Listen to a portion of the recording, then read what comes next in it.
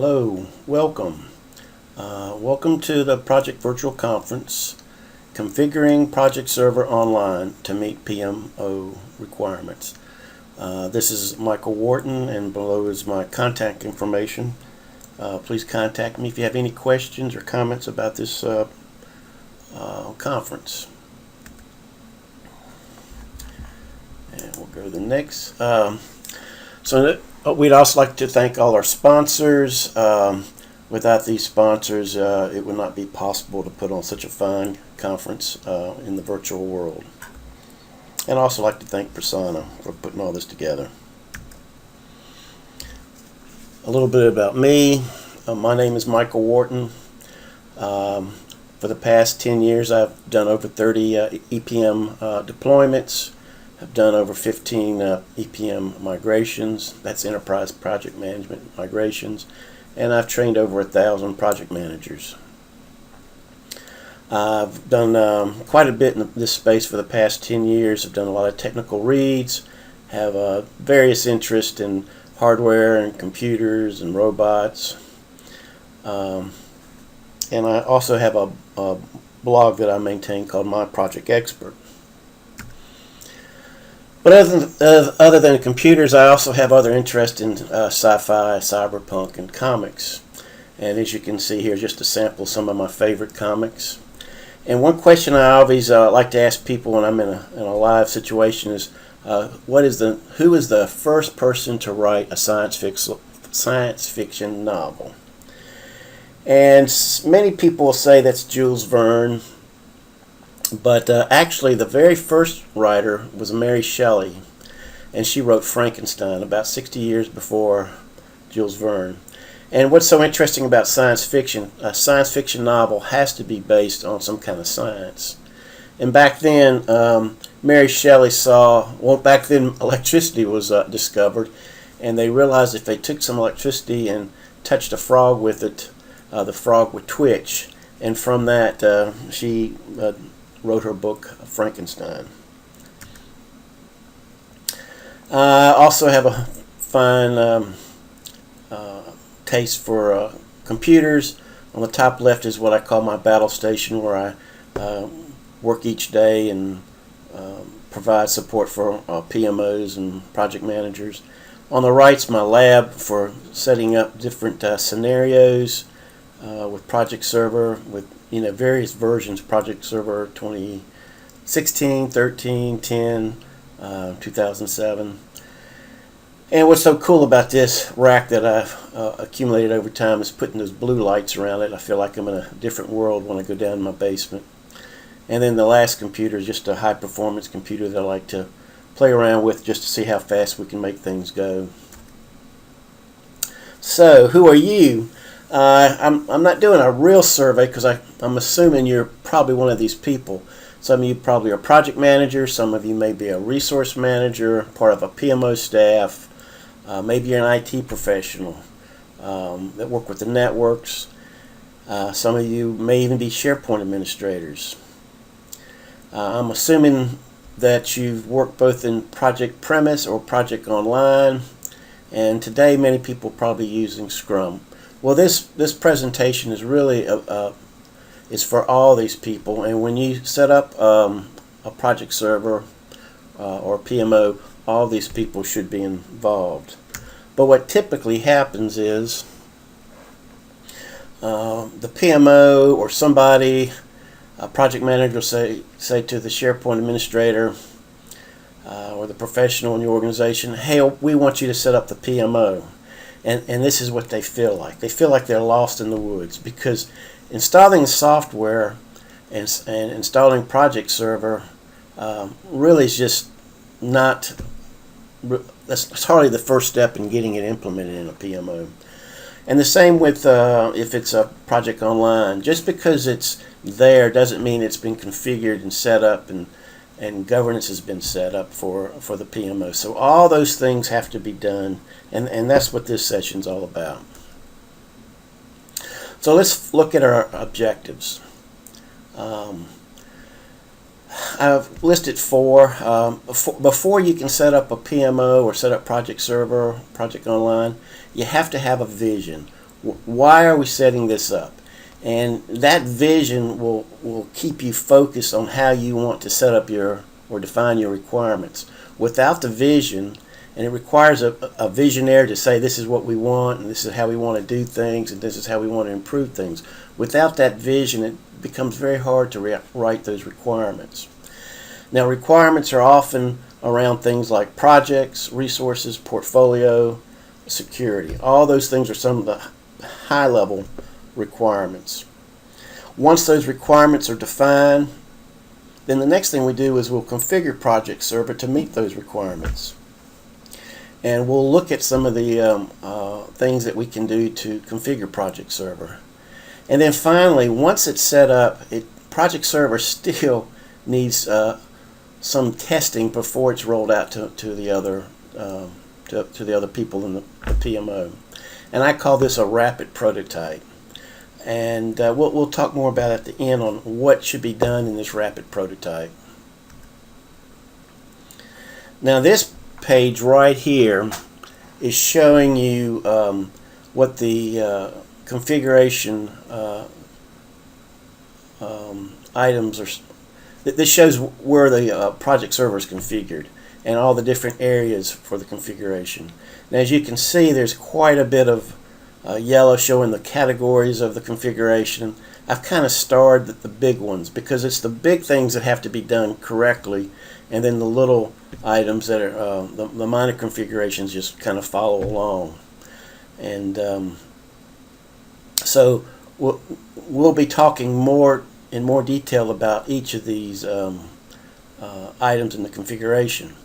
Now, if you also notice, if you go to your server settings, actually to get to this, in the right corner is a gear. If you click on that gear and go to PWA settings, you'll get this. And what I've done, on the left you see server settings. I've exposed that quick launch on the left.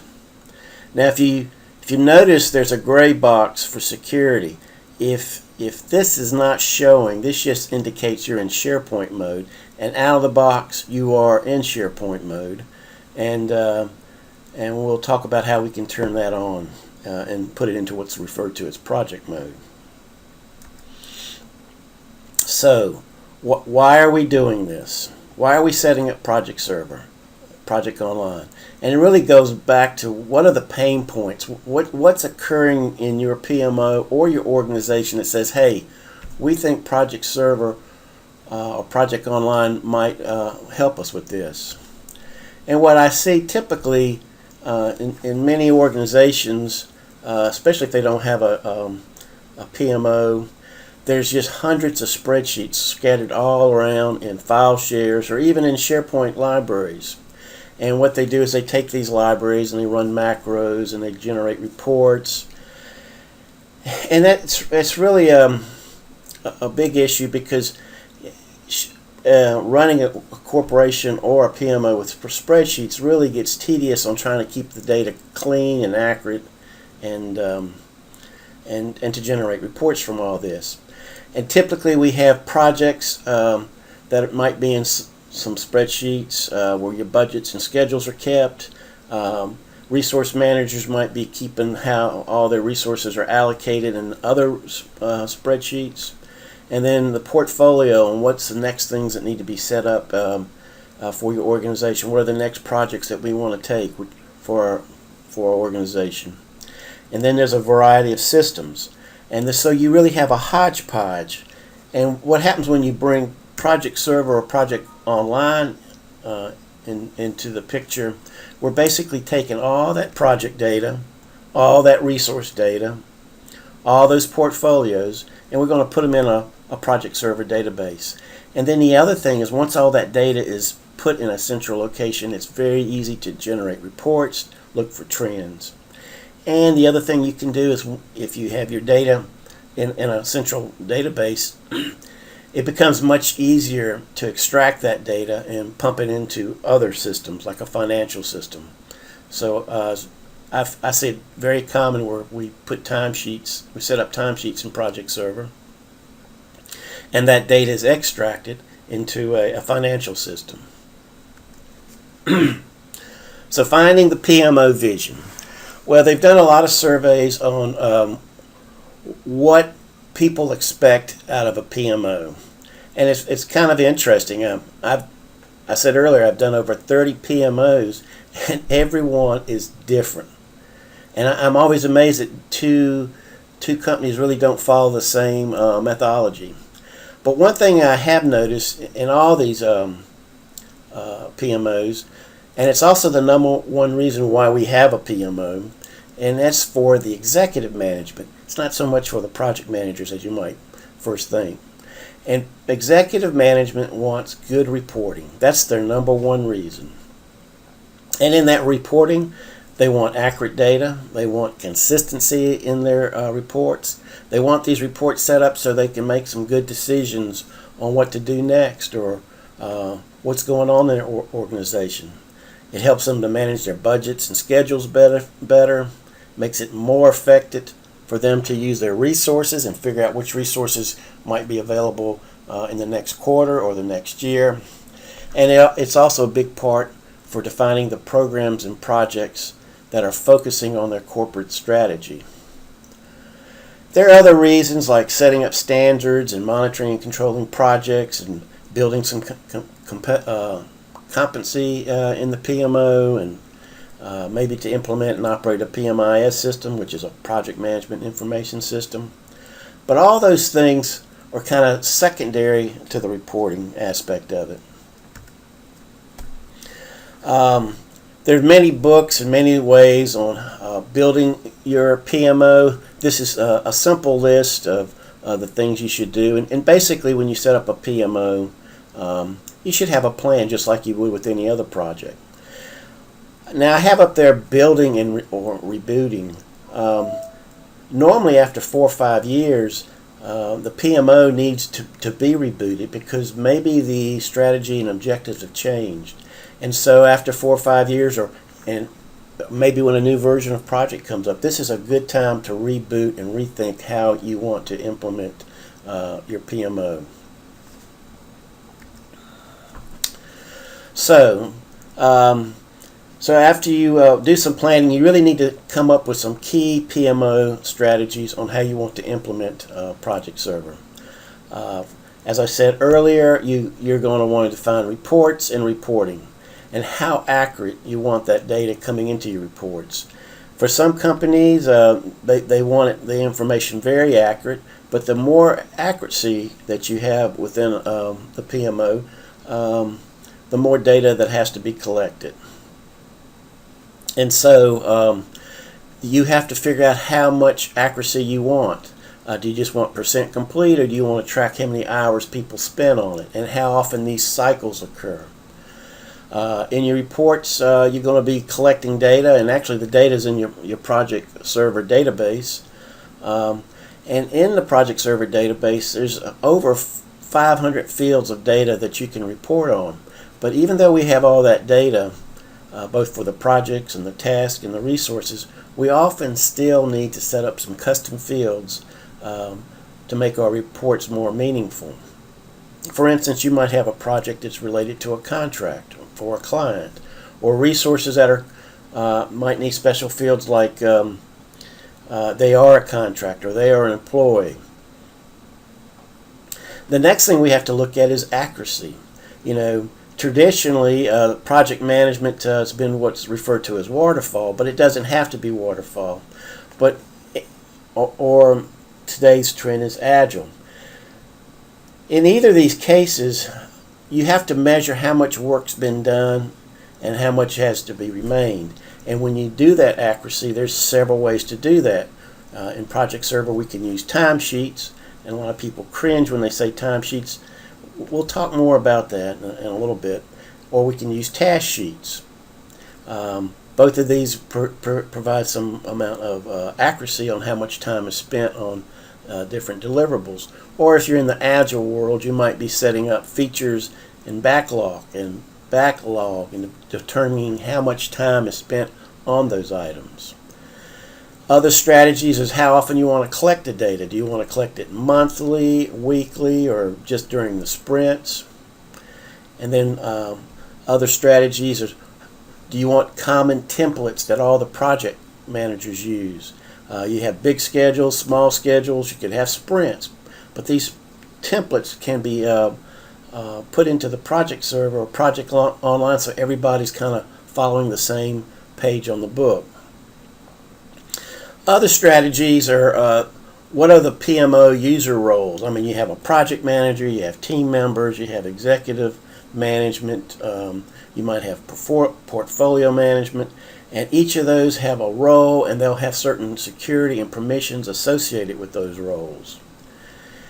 Then you want to look at what the resource loads look like, and how do you manage that, and what kind of attributes you want associated with each user or resource on your team. And so as you get further and further into this, all these things will help you when you get to look at your portfolio management, because with portfolio management, the key thing about that, if the things above this are done properly, then you'll have a good idea to how well your PMO is running for your projects and your programs, and then you can plan better on what the next quarter or the next year will be. Now, we're not going to talk a whole lot about portfolio management, but having a good foundation of your PMO strategies will make your portfolio manager work a lot better. And so basically we want to architect our enterprise PMO. And this is kind of the picture I see for your project server or project online and all the major pieces. You have these initiating phases. Like in the PMBOK, they have one arrow going called the initializing. But actually, what I've seen is many organizations have many different gates that they go through. Basically, it's an idea, and then they go, oh, let's just collect some general information on how much it might cost and how long it'll take. And then as they get further and further on refining what the true cost is, it later becomes a project. And then once it's a project, it goes through planning and execution and then monitoring, and then the project's done. And as you can see in this diagram, we also want to manage our security roles, our resource, and PMO governance. In years past, I've seen PMO governance being just hundreds of pages written on how things are to be done in the PMO. What's nice today is a lot of that can be eliminated, just having some workflow processes in place, so people don't have to read a lot of documentation. They can just let the workflow manage it for them. So as you kind of get the vision and objectives, then you start thinking of what kind of governance decisions will I need for the configuration. For accuracy, are we going to use timesheets or task sheets? Timesheets are usually for resource managers, kind of measuring how much time they spend on an item. Task sheets are for the project manager, on how much time has been spent on different deliverables. And then if you're an agile organization or moving that way, you might have features and backlog. And how do you record that? Is that going to be percent complete? Or it's not finished this month, we do it next month. The other piece is reporting. We said reporting is key, and in the reporting, you may have to start thinking of some custom enterprise fields for both project, resources, or tasks that'll help you create the reports that you need for upper management. We'll look at security groups, and again, this will be going back to what kind of people in your PMO will have certain roles. Out of the box, Microsoft comes out with 6 of them, but you may need some additional ones. Then you'll have to look at the cycles. How often does a project manager publish his project? How often does team members update their timesheets or task sheets or send status reports? And then if we need any kind of custom workflows. Other things that we have to talk about is the schedule, what kind of schedule templates we want to build, what kind of document templates we want to build, and how do we want to put them in our workspace. And again, we'll look at a little bit of this later. There'll be a lot of minor configurations, but in this presentation, we're really just looking at the big pieces, but there will be a lot of other minor decisions or configurations. Now the next big thing is I refer to as accuracy. And in project we have timesheets and task sheets. And I like to think of these as buckets of time. And I also like to think of them as work effort. So often when I say timesheets, everybody goes, no, we're not going to do timesheets. And what the timesheet really is, it's a way to measure how much effort, work effort, that's used to do different deliverables within a project schedule. Now these can be two separate things, but there's a term called single mode, where you can have everything, both the timesheets and task sheets, in one form. Now, as you'll see here on the right, timesheets are approved by a timesheet manager. They can be approved by a timesheet manager, or if they're employees, they can be auto-approved if it's configured that way in the resource profile. If they're contractors, you might actually want to have somebody approve their time. Now, if you use timesheets, it's going to be the most accurate in all your reporting. Now, timesheets can be poured into other buckets referred to as task sheets, and project managers approve the task sheets, and a person can be on one project or many projects.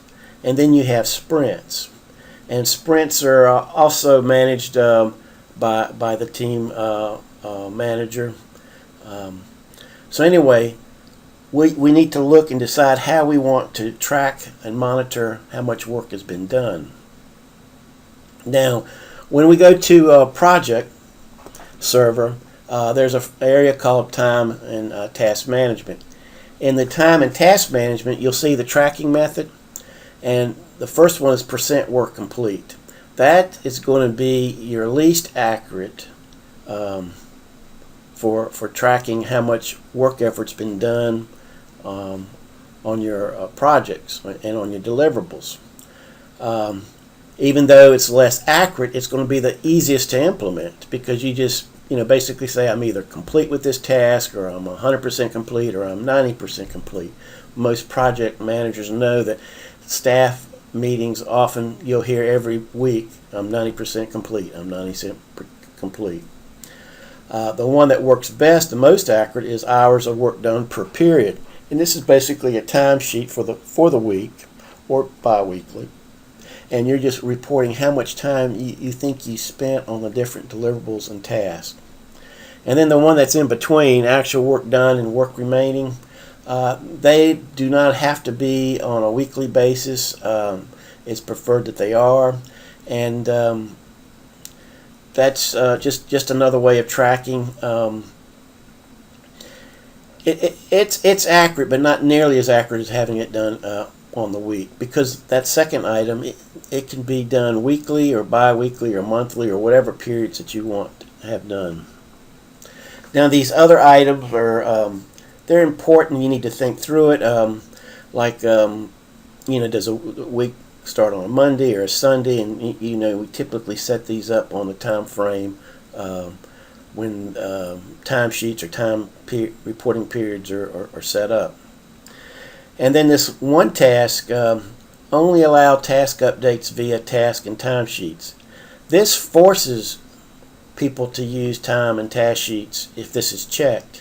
I think this is a good way to manage your projects and monitor your projects. But when you have that checked, project managers can't update their project schedules unless that time comes in through Project Server or Project Online. So that's one big piece that needs to be decided, and I'd say that's probably one of the major. And then the other one's what's called time management, and we'll look at this in a second. And here's where you define more about how you want your timesheets to look like. How many hours per week? Do you want to report weekly or daily?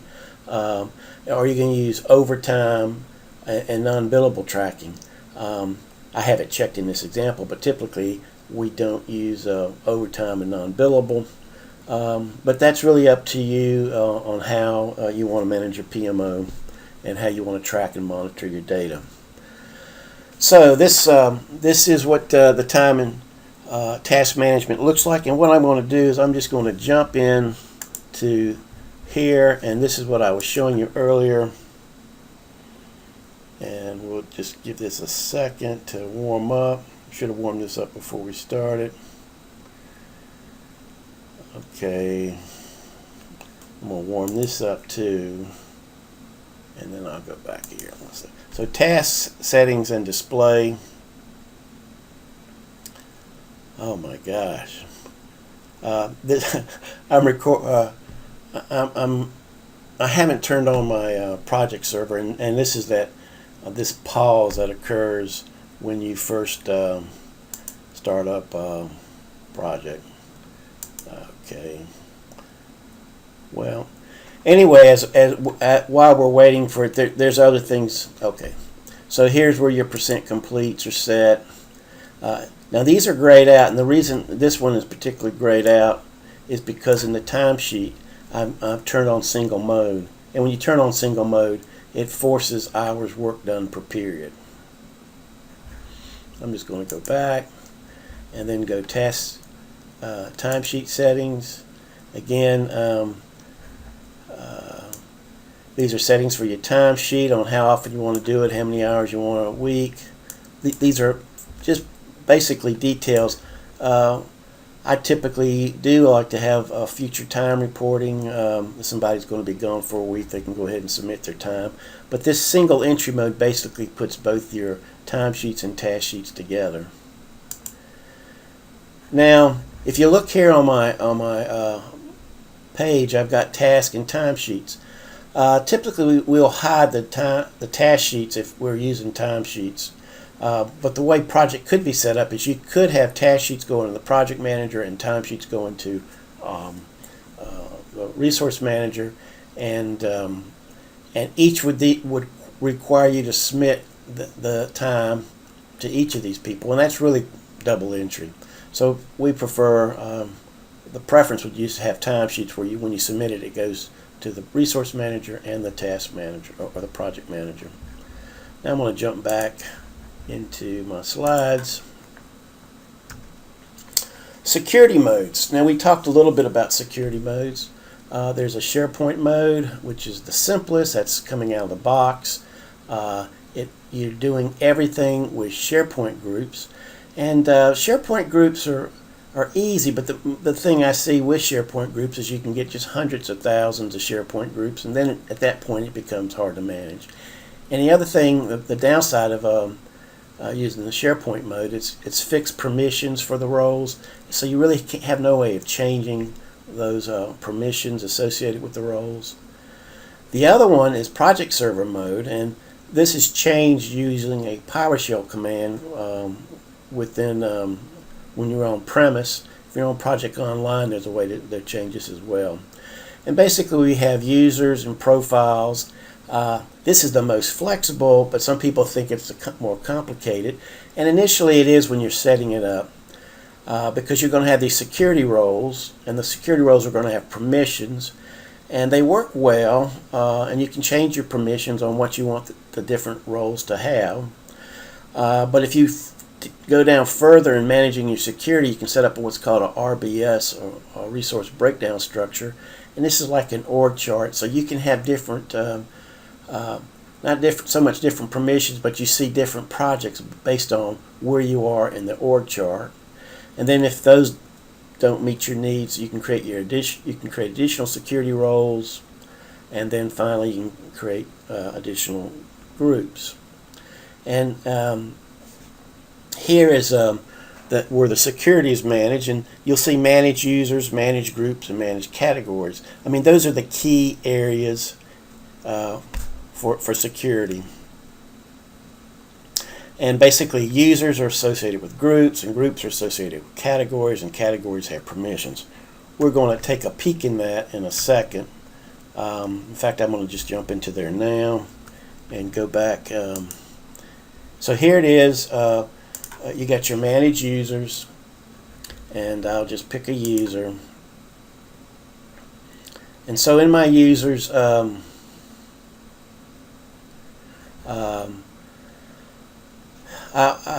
I'll have a display name. The RBS is the org chart on how it's organized. I don't have an RBS set up here. The account name, just some general things about who the timesheet manager is. If the timesheet manager is the same as the person, it's an auto-approved. You can put the earliest available, latest available. This is your rates that you put associated with the resource. Often we use blended rates. I've worked with some companies that put real rates, and if you put real rates, the good thing about that is you get good estimates on what the cost of a project is. And then here we have the different groups that are associated. Out of the box, you have administrator and team members and portfolio managers, and by moving it from right to left, you get the permissions associated with that. And then we'll go back to, that was the users. Then you have these groups. These are the out-of-the-box groups. And if I look at the project managers, I can see the project manager. I can sync this with a Active Directory group, and then I can see who the project managers are. And then these are categories. Categories are the reach. Like the My Organization is looking at all the projects and all the resources. And you notice when I check that, these different boxes are turned on. So if it's checked, it's allowed. If it's unchecked, it's not allowed. And if it's denied, it's saying even if you have it somewhere else, you can't have it here. And here are your projects. You can see I got a different set of checks. We can spend a lot of time on the security aspect of it, the groups, and then we have categories. And like we were talking about My Organization before, the categories show. To me, this is what I refer to as the reach.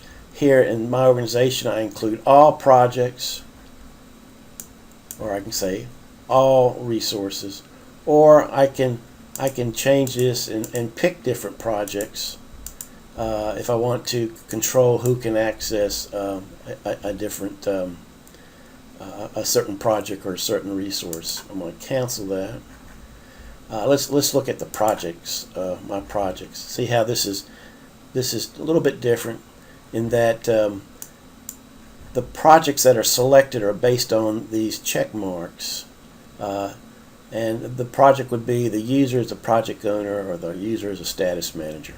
Again, there's a whole day that could be spent on setting up the security.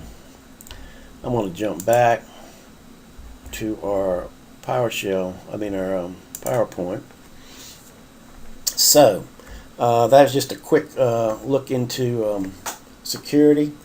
The next thing is reporting, and I probably should talk about this first, but you can't report until you have things set up, and all the data is stored in a SQL database or a SharePoint database. Really depends on the version, based on the version you have.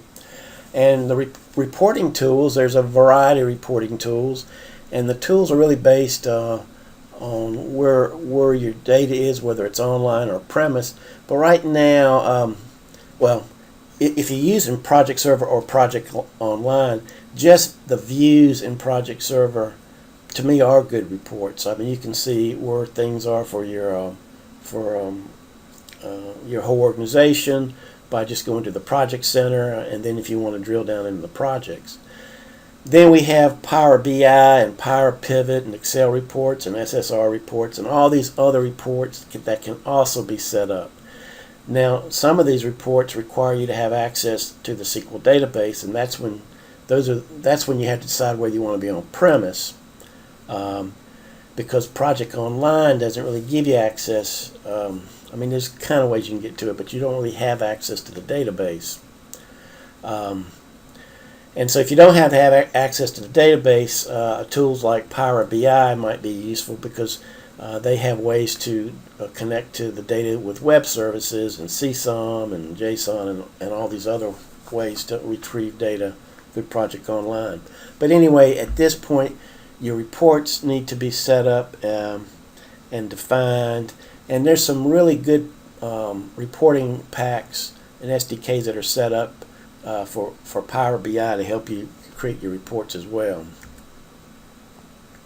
I mentioned earlier there's a lot of data within project, and but often we have to add additional project fields or enterprise custom fields, and when you do, you'll go to this particular field and create your data. And I'll give you a quick demo of that as well. So here's your enterprise custom fields and lookup.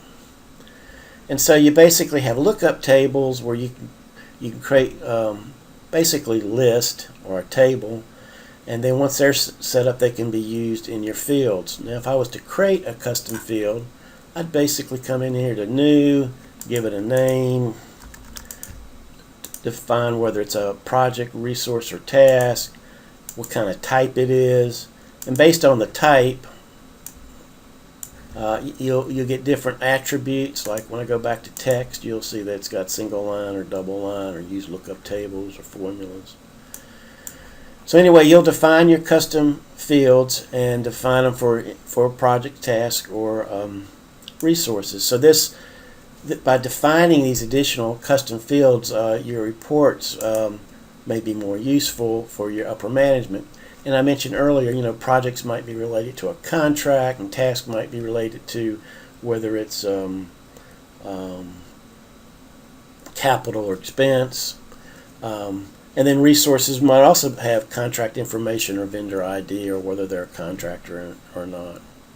So anyway, it's a great tool for setting up your reports, additional fields. So let's jump back. So workflows and project detail pages.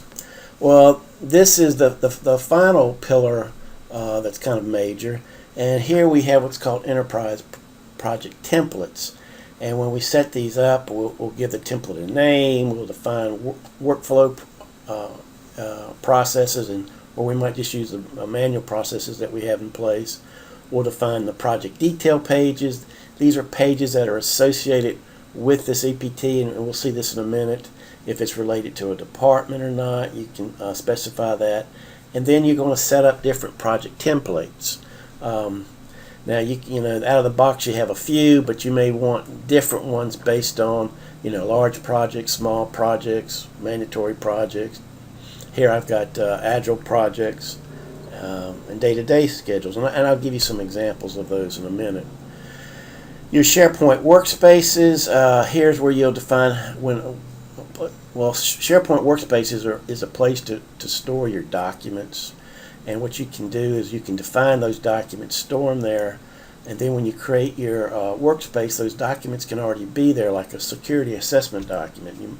It can be out there, and then all you have to do is fill it up or fill in the blanks, and then you have all these required documents completed. Here's a traditional project template that I have set up, and again, it's kind of the traditional waterfall. It doesn't have to be this way. In fact, I actually don't care for this that much, because it's given project a bad name in that it's waterfall. But what's happened in the years past, we had planning until everything was approved in the plan, then we started building, and once it was built, we had testing, and we had these hard code, self-imposed milestones that we couldn't go past until previous things were done. Well, this kind of caused projects to, extend themselves longer than they should have been, and this may be a reason, but why Agile's been so popular. But we don't have to follow these rules. Here's a project schedule is really a network schedule, and here what you see, it's much more refined. For example, we're setting up the dev environment. Once that's done, there's no need to have a milestone for everything done before we go to the next stage. In fact, once the dev infrastructure is set up, we can start working on our test infrastructure. And what you're seeing here is you're seeing a crashing of the schedule, and it's getting done a lot faster because we network things and we don't have these milestones that have to be completed before we go to the next section. And then the final template I have here is a template for sprints. And basically a sprint does look very waterfall, because you've got stories and features that are done for a month at a time, and then once that's done, you assess it each month and go to the next story or next sprint. But anyway, we can create a template for that as well. And then I'm gonna jump into this and talk about the details. So I'm going to jump in here, and right here's the workflow and project details. We have phases and stages. This is done for workflows and project detail pages, but I'm just really going to look at focus on this enterprise project types, sometimes referred to as EPT. And these are two out of the box, but if you were to create a new one, we'll call this Summit 2018, maybe give it a description. If you had a workflow defined, I don't have any, you could pick that workflow.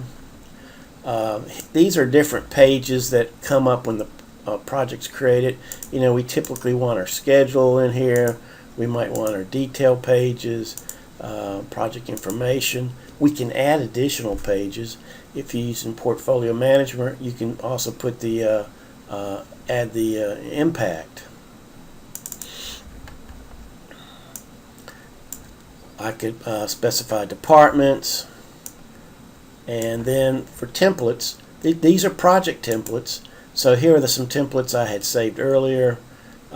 Maybe this is a traditional water template, and then if I had a project sites that were defined, so I could put all that in my EPT, and then once I save that, I'm not going to really save it, but it would be in my schedule, and then that would be an option when I create a project, which of these templates I wanted to use.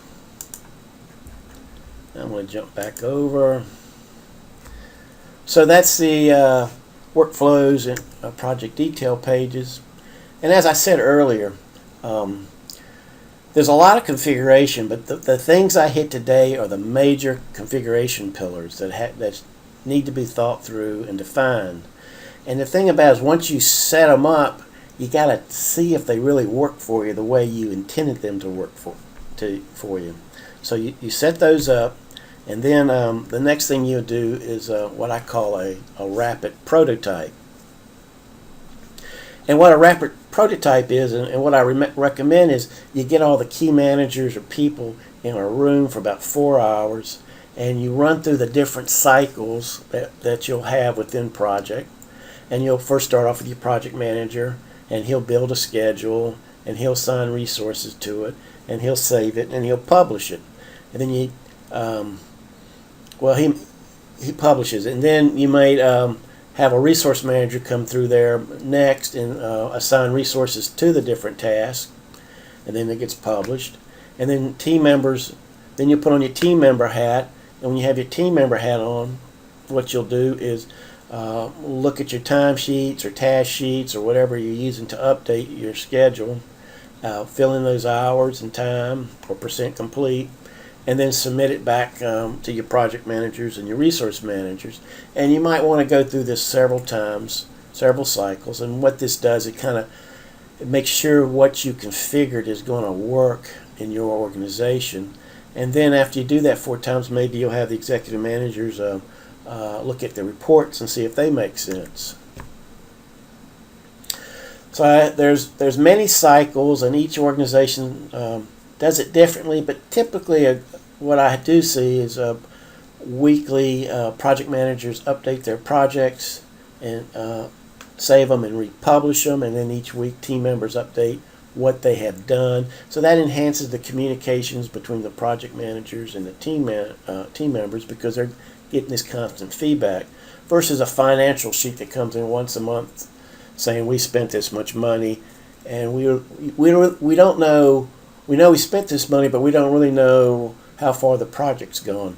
But the project manager will have all that because he's doing this each week, and he's monitoring and he's tracking it. And then you'll have the executive management getting real-time reports and verifying that they're getting what they're needing and can make good decisions based on this information when they do need to make a decision. There's other cycles that are also there. There's an enterprise pool and onboarding cycle that needs to be done and thought through, and then there's financial cycles. But those are all kind of those minor configuration things. So with that, we kind of zip through configuring Project Server, Project Online. Both of these are very much have the same things. Of course, Project Online has some additional features that because they're always put out online first, and then many of them will come out in the next version of Project. So don't know how much of it is, but when Project Server 2019 comes out, it'll probably have many of the features of Project Online. Maybe not all of them, but they'll have many of them, and it'll have additional features that you didn't see in Project 2016. So this brings us to a good point of asking questions. Can I clarify any points? So what I'll leave here is I'll be open for questions for the next 10 or 15 minutes.